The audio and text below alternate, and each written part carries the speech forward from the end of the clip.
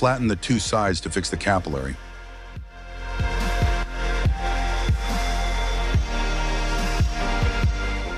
To avoid gas leaks, we solder the ends with tin using a soldering iron.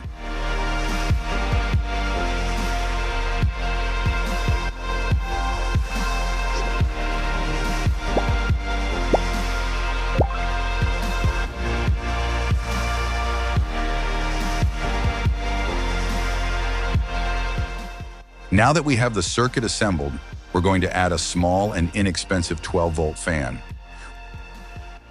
We'll mount it to the base next to the evaporator.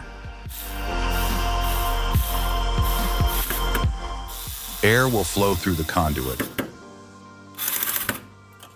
Now we're going to install a small battery holder